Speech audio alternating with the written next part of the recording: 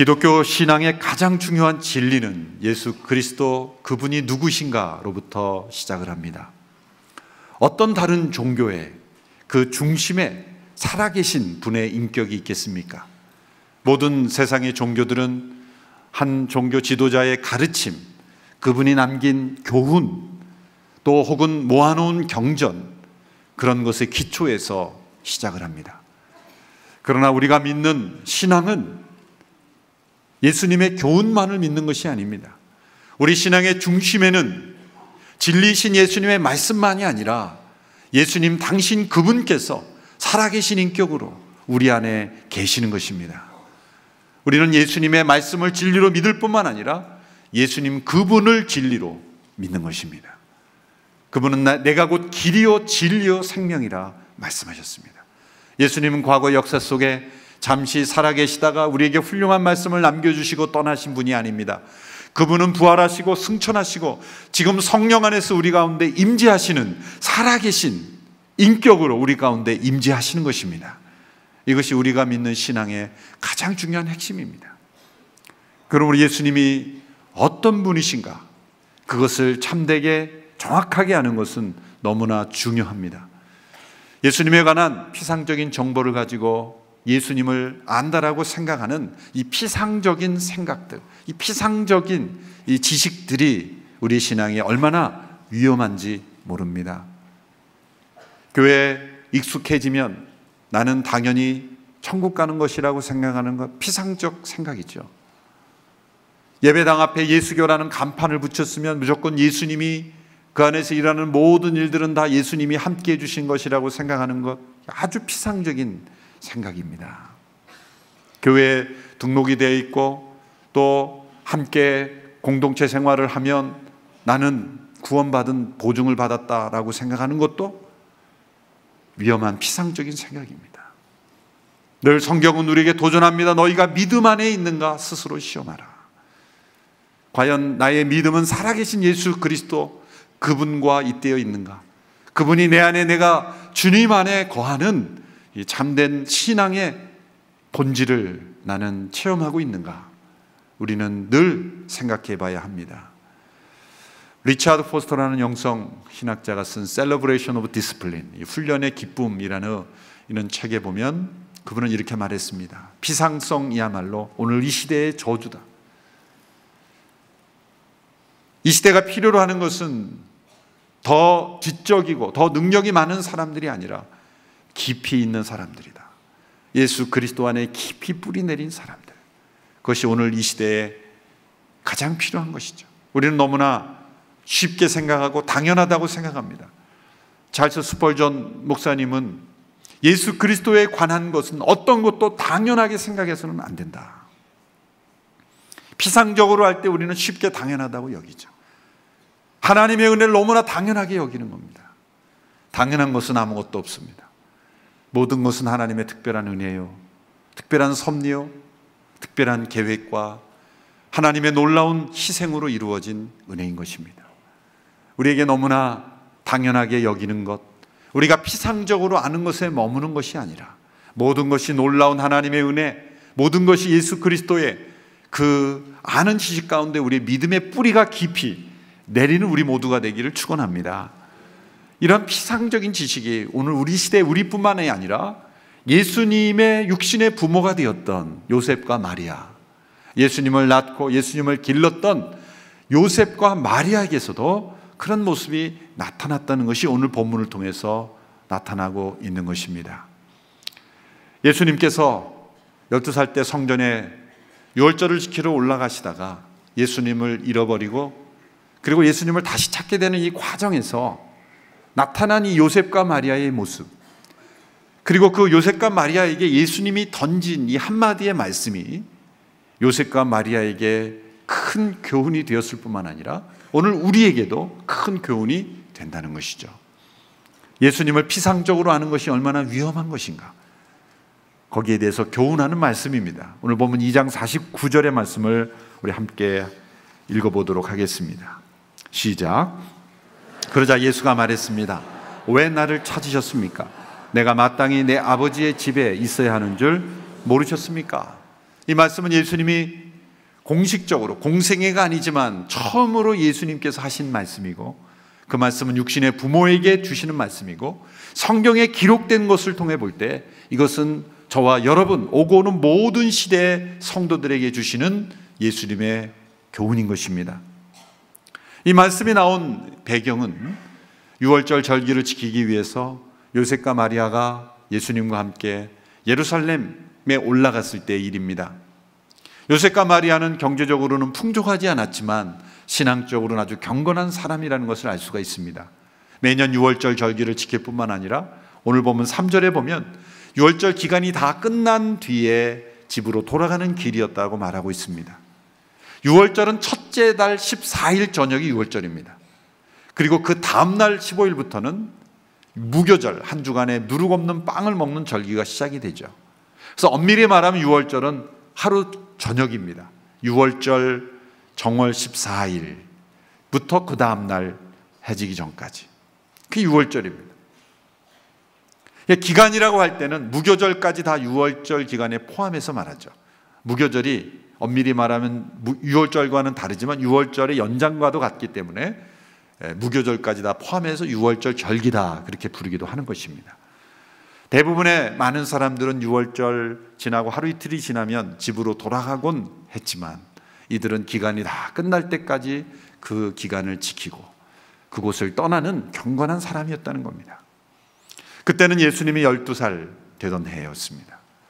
유대인들은 13세가 되면 이제 성인으로서 인정을 받게 되는데, 그때 율법의 아들이라는 칭호를 받으면서 여러 가지 성인 예식을 하게 됩니다. 그래서 그 성인 예식이 이르기 전에 11살, 12살 이렇게 한두 해 전에 미리 금식도 하고 이런 절기에 참여함으로써 성인으로서 준비를 해가는 그런 과정이 있었습니다. 오늘 말씀에 보면은 42절에 보면 예수님이 12살이 되던 해에도 유월절 절기에 참여했다 기록한 것으로 봐서 이미 여러 해 전부터 예수님이 유월절 절기에 함께 참여한 것으로 보입니다. 첫 번째 12살 때 첫 번째 간 것은 아니라는 것이죠. 그래서 우리말 성경 번역이 아주 잘 번역이 되어 있다고 생각을 합니다. 자, 그런데 이 유월절 절기가 끝나고 이제 요셉과 마리아가 집으로 돌아가는데 예수님이 그 일행 중에 없다는 것을 하루가 지나서야, 하루길을 지나서야 깨달았다는 거예요. 어찌 이런 일이 있을 수 있습니까? 그렇죠? 아니, 그 부모님이 아들이 어디 갔는지도 모르고 그렇게 얼마나 무관심했으면 식사할 때도 몇 끼를 안 찾고 지났단 말입니까? 그렇게 생각할 수가 있죠. 어떻게 이런 일이 있을 수 있을까? 이른바 소년예수 실종 사건이다, 이렇게 이름을 붙일 수가 있죠. 영화에 보면 부모님이 여행 떠날 때 소년 한 명을 집에다가 모르고 빠뜨리고 가가지고 해프닝이 일어난 나홀로 집에라는 영화가 있죠. 아주 재밌잖아요. 혼자 도둑도 물리치고. 그러니까 그 패러디하면은 나홀로 예루살렘에 이렇게 이름을 붙일 수 있는 사건입니다. 어떻게 하루길을 가는 동안 예수님이 없어진 것을 모를 수가 있는가? 그건 이런 배경을 이해해야 됩니다. 오늘날처럼 이 핵가족이 여행하는 시대는 있을 수 없는 일이지만 예루살렘으로 절기를 지키러 가는 것은 가족 단위가 아니라 가문 혹은 엄청난 종족 단위로 이루어진 대규모 어떤 이동이었다는 거죠. 전 국가적인 그런 절기였기 때문에 그 성인이 된 모든 사람들은 다 절기에 참여를 할 수밖에 없었죠. 집을 떠날 때는 2, 3명, 4명, 5명의 가족이었지만 길을 가다가 또 친척을 만나고 또 길을 가다가 또 친척을 만나고 이런 여러 가족들을 계속해서 만나면서 예루살렘 가까이 왔을 때는 사막의 약대들처럼 거대한 무리를 이루어서 함께 예루살렘으로 올라갔던 것이죠. 그래서 성전에 올라가는 노래를 부르면서 함께 큰 일행들이 함께 움직였다는 겁니다. 그러므로 다시 돌아올 때도 그 큰 일행이 출발했기 때문에 요셉과 마리아는 예수님이 어디엔가 일행 가운데 있을 것이다, 그렇게 생각했던 겁니다. 평소에 예수님의 품행이 방정하지 못하고 그리고 행실이 불량했더라면 항상 불안했겠죠. 그러나 어디에 있든지 믿을 수 있고 당장 눈에 보이지 않아도 부모에게 신뢰를 주는 그러한 소년이었기 때문에 어디엔가 잘 친척들 가운데 밥 먹고 잘 있겠지, 그렇게 믿었던 겁니다. 그런데 확인을 해봐도 확인되지 않았습니다. 요셉과 마리아는 당장 놀랐겠죠. 얼마나 놀랐겠습니까? 여러분, 자녀를 잠시라도 잃어버려 본 분은 그 느낌을 알 겁니다. 저도 2번 우리 아들을 4살 때 그 교회 안에서 한번 잊어버린 적이 있고, 그래서 한 10여 분간 10분밖에 되지 않았는데 지금도 얼마나 놀랐는지, 어딘가 이렇게 어느 이렇게 청년이 예쁘다 그래서 이렇게 데리고 교회 사무실에 가서 컴퓨터 앞에 앉아 있더라고요. 놀랬고, 또 한 번은 교보문고에서 그것도 한 4분밖에 안 됐어요. 그 사람들의 휩쓸려 가지고 어디론가 그 밖으로 나가는 길로 가고 있더라고요. 4분이었지만 그 4분 동안에 완전히 세상이 멈춘 듯한 그러한 충격이었죠. 요셉과 마리아가 얼마나 놀랐겠어요. 당연히 놀랐고 허둥대면서 그 예수님을 찾아 나섰죠. 오늘 성경에 보면 3일 만에 예루살렘에서 예수님을 만난 거예요. 하루길을 갔는데 왜 3일이 걸렸겠습니까? 바로 예루살렘으로 돌아왔으면 하루길밖에 안 걸렸겠지만 3일 길이 걸린 이유는 그 하루길을 헤매면서 온 거예요. 어디서 잃어버렸는지 모르니까 또 중간에 이쪽으로 갔다 저쪽으로 갔다가 우왕좌왕하면서 되돌아왔다는 것을 보여주는 게 3일 길이 걸렸다는 거죠. 자, 그토록 놀란 가슴, 당황한 모습, 그리고 걱정된 그런 상황이 일어났는데, 문제는, 중요한 질문은 왜 예수님께서 12살이나 된 예수님, 그리고 철이 없지 않고 분명히 부모에게 믿음을 주었던 그 생각이 깊은 예수님께서 왜 예수님의 부모 앞에 말도 안 하고 말씀도 안 드리고 그렇게 홀로 예루살렘에 남았느냐라는 것이죠. 예수님께서 예루살렘 성전에 계신 것으로 보아서 가다가 길을 잃어버린 것이 아닌 것은 분명합니다. 그렇죠? 가다가 길을 잘못 든 것은 아니에요. 12살 되면은 길을 잘못 들 나이도 아니죠. 그러니 분명히 예루살렘에 그냥 떠나지 않고 남아 있었던 겁니다. 그렇다면 2가지 가능성밖에 없는 거죠. 첫째는 부모님께 말씀을 드리려고 했지만 사람들이 많아서 어떻게 놓치고 그냥 출발하게 된 거예요. 그런데 핸드폰이 없어서 그 당시 연락을 못한 거죠. 또 한 가지 가능성은 아예 처음부터 말씀드릴 마음이 없었든지, 의도적으로 이러한 상황을 만들도록 허용하심으로써 요셉과 마리아에게 어떤 충격을 주려고 했던 거죠. 어떤 건지 모르겠어요. 이건 나중에 예수님 실제로 만나면 물어봐야 되겠지만 어떤 것인지 상관이 없습니다. 어쨌든 예수님은 예루살렘을 떠나지 않으셨고 그것을 요셉과 마리아에게 전해지지 않았고, 의도적이었지 의도하지 않았건 예수님은 예루살렘에 더 남아 계셨던 거예요. 그리고 그로 인해서 생겨날 수 있는 그 요셉과 마리아에게 주어지는 충격도 예상했고, 그리고 그 충격을 통해서 무엇인가 그 육신의 부모인 요셉과 마리아에게 교훈을 주고자 하는 의도가 있었다는 것을 보여주는 것입니다. 요셉과 마리아가 3일 동안 그 당황과 걱정, 염려 속에 있다가 예수님을 찾았을 때 예수님은 성전뜰에 계셨어요. 예루살렘의 성전뜰에서 율법학자들, 선생들과 대화하고 있었습니다.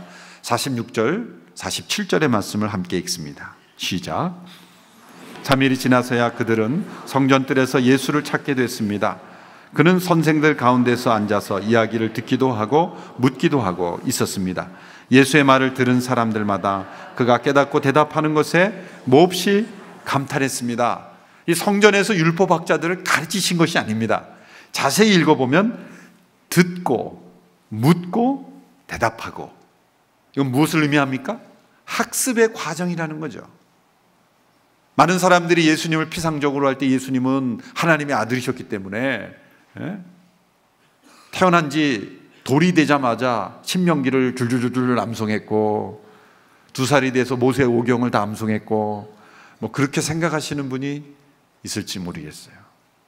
그런데 이 과정이 우리에게, 이 말씀이 우리에게 설명해 주고 있는 것은 예수님이 하나님의 아들로, 완전하신 하나님의 아들로 세상에 성령의 능력으로 잉태하셨고 죄가 없으셨지만 모든 성장의 과정은 우리 모두가 겪는 성장의 과정을 겪으셨다는 거예요.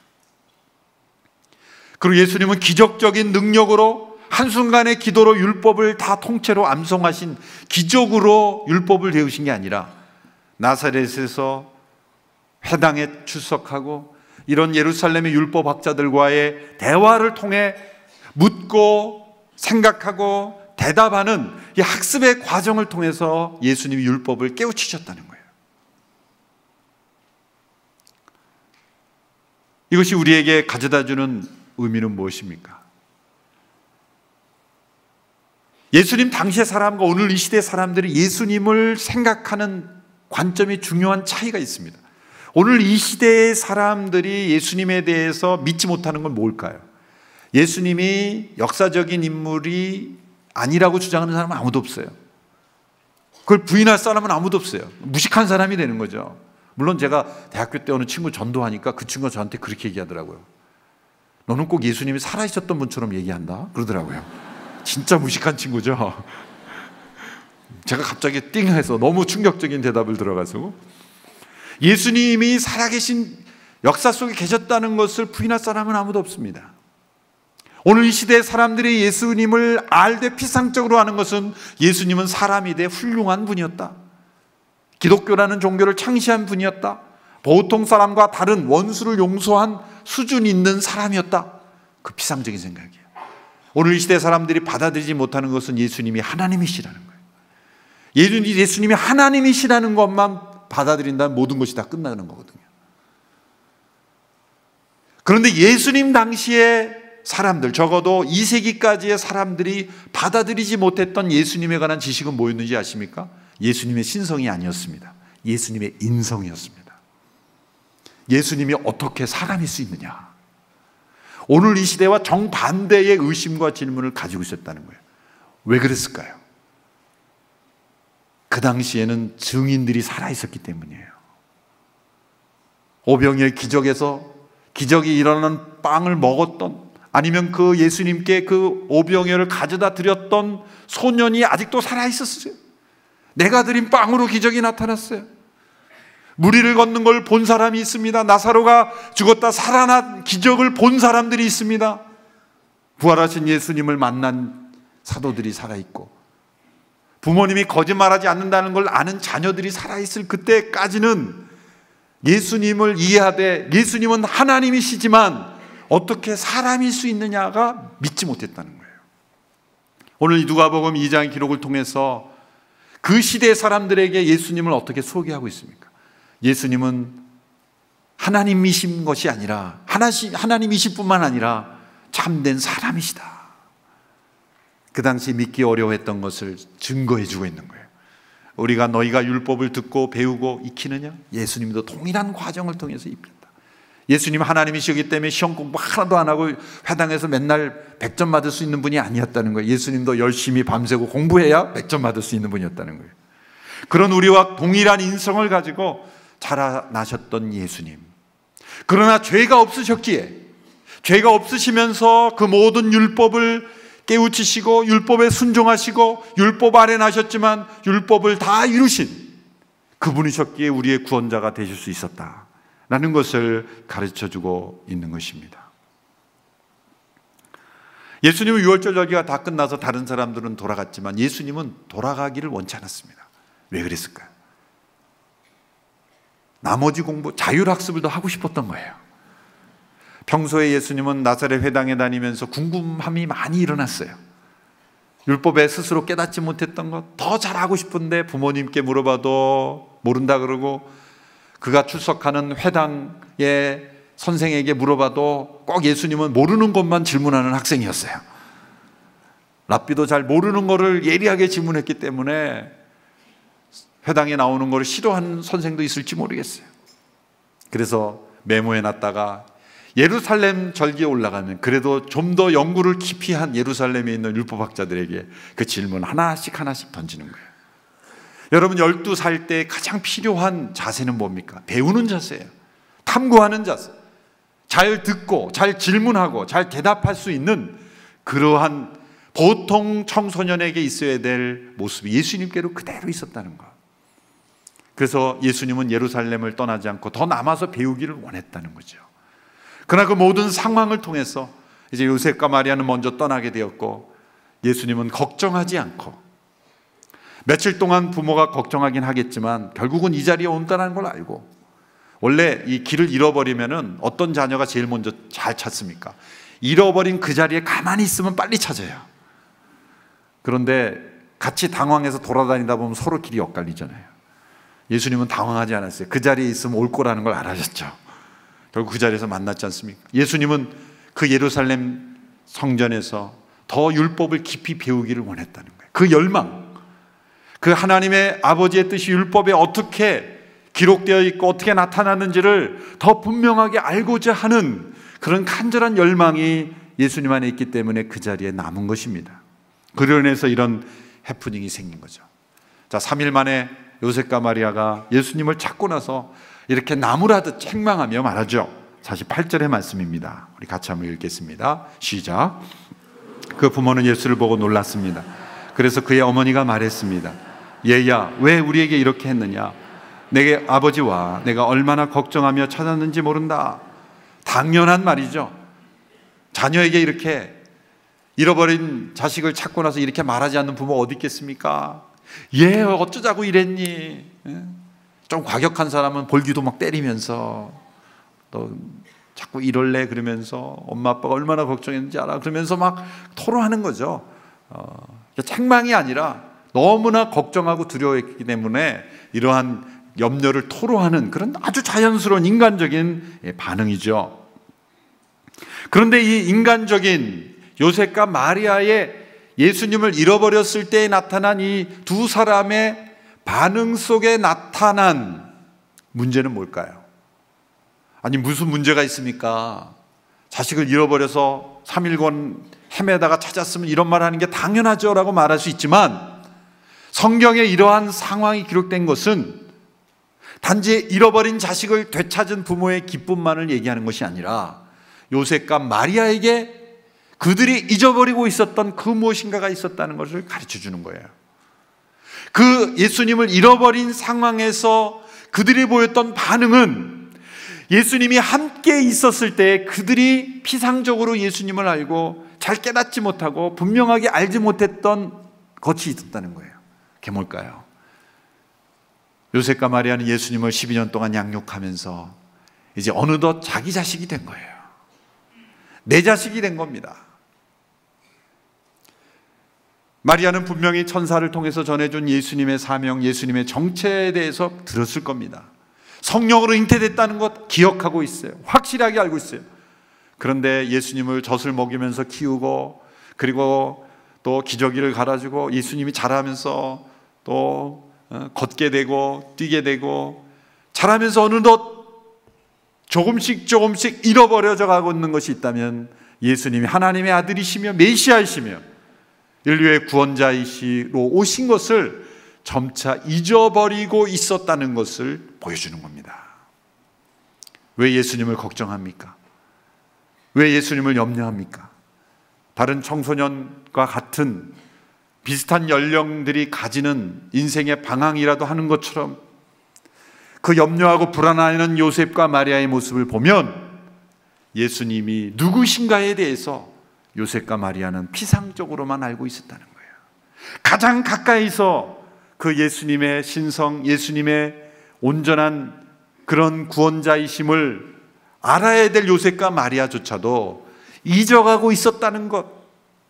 그러니 여러분, 우리가 예수님을 안다고 하지만 예수님에 관한 정보를 성경을 통해서 배우고 예수님의 이름을 부르고 예배하고 그러지만 얼마나 우리가 예수님을 잃어버린 인생으로, 예수님을 피상적으로 아는 인생으로 살아갑니까? 이 시간에도 수많은 예배가 드려지고 수많은 찬송이 예수님의 이름으로 드려지지만 예수님의 임재가 없고 예수님께 참된 영광이 드려지지 않는 그런 예배와 심령들이 얼마나 많습니까? 예수님을 피상적으로 아는 것입니다. 바로 이러한 요셉과 마리아에게 예수님이 누구신가를 분명하게 증거해 주시기 위해서 주신 말씀이 49절 말씀, 우리 다시 한번 읽어보도록 하겠습니다. 49절 말씀 시작. 그러자 예수가 말했습니다. 왜 나를 찾으셨습니까? 내가 마땅히 내 아버지의 집에 있어야 하는 줄 모르셨습니까? 예수님이 말씀드렸을 때 요셉과 마리아가 충격을 받았을 거예요. 충격을 넘어서 상처까지 받았을 거라고 저는 생각을 해요.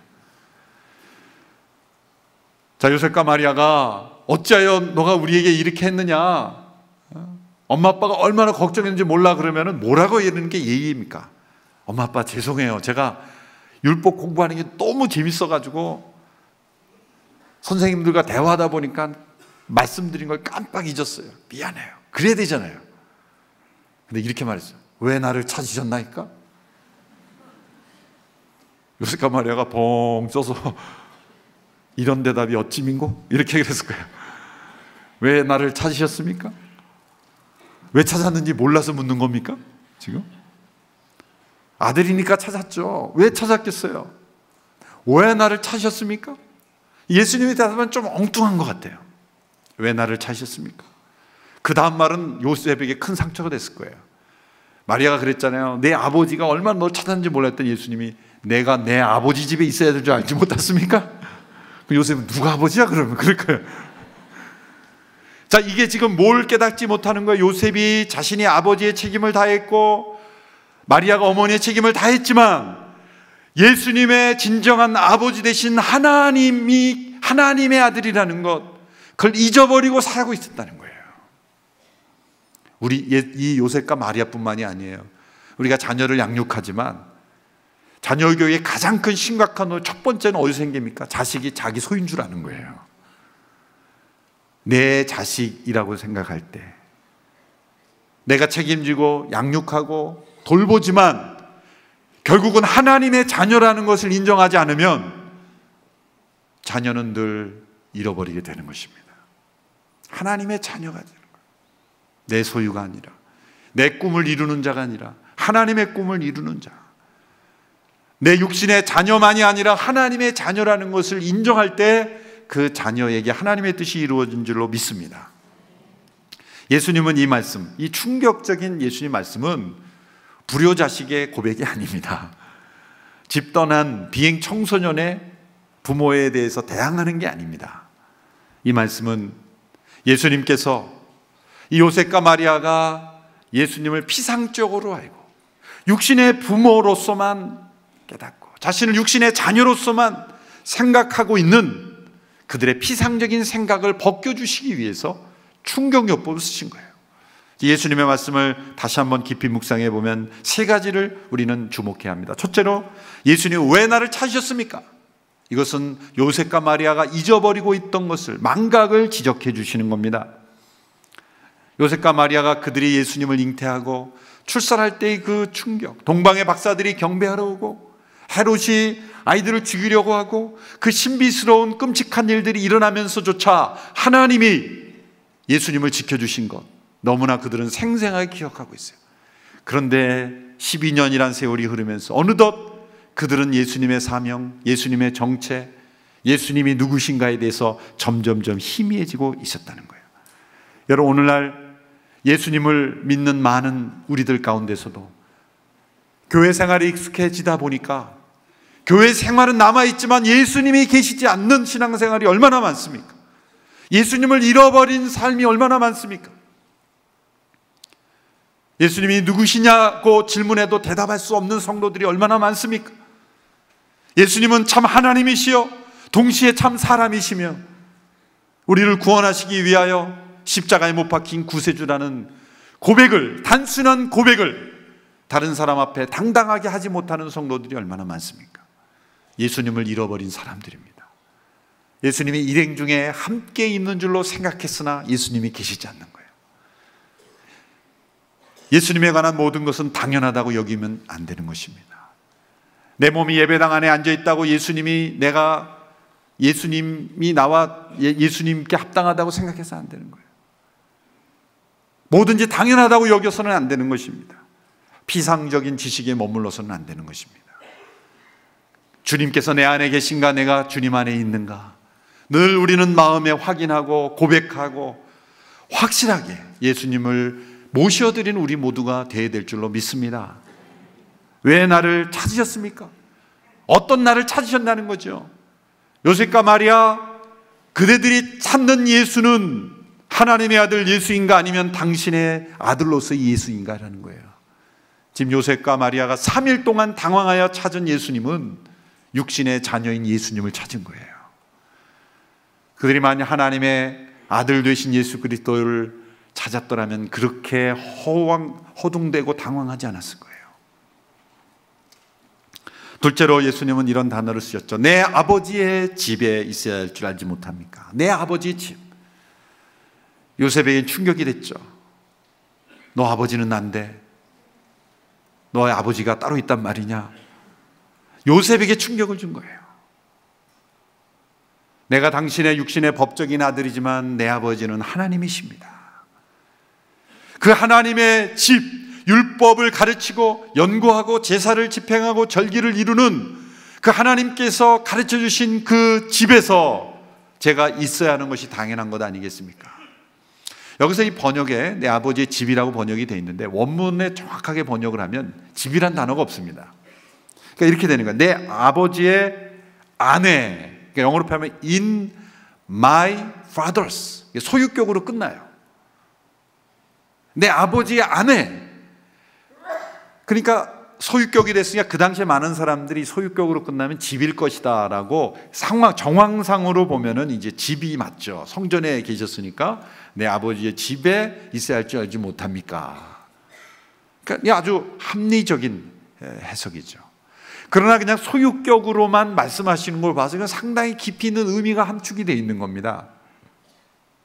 그래서 킹 제임스 번역이라는 영어 번역본, 원문에 아주 가깝게 번역했다는 번역을 보면 비즈니스로 번역을 했어요. 하우스가 내 아버지의 집이 아니라 내 아버지의 일을 내가 하고 있는 것이 합당치 않습니까? 그렇게 번역을 했어요.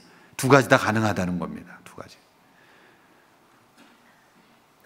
예수님께서는 요셉에게 이렇게 교훈하고 계신 거예요. 12살 된 육신의 아들이 그 육신의 아버지에게 내가 아버지의 집에 지금 있는 것입니다. 내 아버지는 하나님이십니다. 그리고 나는 그 하나님 아버지의 일을 하기 위해서 있습니다. 그리고 그 아버지의 집에서 아버지의 뜻을 알기 위해서 율법을 배우고 있었습니다. 그리고 나는 그 아버지의 일을 행하기 위해서 이 땅에 온 것입니다. 이렇게 자기 자신의 정체성에 대해서 확실하게 가르쳐 준 것입니다. 예수님은 자신이 누구인지를 알았습니다. 하나님이 누구이신지 알았습니다. 자기가 무슨 일을 위하여 세상에 보내준지를 알았습니다.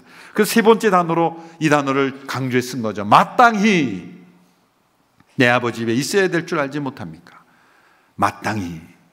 예수님의 복음서에 보면은 반드시, 마땅히 그러한 의지, 강한 의지를 표현하는 그런 표현들이 많이 나옵니다. 사마리아, 요한복음 4장에 보면 사마리아로 가셔야 하겠는지라, 예수님의 가지겠다는 강한 의지를 설명하는 거죠. 삭개오이가 내가 내 집에 좀 유하여야 하리라, 그는 내가 내 집에 반드시 유하겠다라는 예수님의 강한 의지를 설명하는 거예요. 예수님께서 고난받고 십자가에 못 박혀 죽으셔야 하리라, 반드시 그렇게 되어야 하리라. 예수님의 모든 삶은 해도 되고 안 해도 되는 인생이 아니라 마땅히 해야 할 일, 반드시 순종해야 될 하나님의 일에, 아버지의 일에 순종하는 인생이었습니다. 여러분, 그랬기에 예수님은 십자가상에서 33세로 못 박히면서 이렇게 말씀하셨죠. 다 이루었다. 여러분, 오늘 하나님께서 여러분을 부르신다면 여러분은 예수님처럼 다 이뤘다라고 고백할 수 있겠습니까? 때로 저는 그런 질문을 합니다. 하나님이 나를 지금 부르신다면 나는 예수님처럼 고백할 수 있을까? 아마 그럴 거예요. 아쉽습니다. 하나님 할 일이 좀 남아있는데요. 여러분 어떻습니까? 하나님이 저를 지금 부르시면은 잘 됐다 그러겠습니까? 아니면 아깝다 그러겠습니까? 좀 더 있었으면 그러지 않을까요? 여러분 개인의 인생에서 어느 때까지 인생을 살았더라도 다들 그런 마음이 있지 않을까요? 왜 그럴까요? 많은 삶을 해도 되고 안 해도 되는 일을 살았기 때문이에요. 그런데 매 순간 아버지 안에서 아버지의 일을 아버지께서 원하시는 인생에 초점을 두고 살았더라면, 하나님 우리를 언제 부르신지 하나님 다 이루었습니다. 저는 여한이 없습니다. 마땅히 하여야 할 아버지의 일을 하는 인생을 살았기 때문이죠. 12세 된 소년 예수님의 모습 속에 이런 놀라운 자기 인식, 자기 정체성, 인생의 확고한 소명의식이 있었다는 것은 놀라운 것입니다. 자, 이렇게 아버지 하나님과의 깊은 관계, 자신의 사명을 말씀하신 예수님이 그 이후에 어떻게 사셨습니까?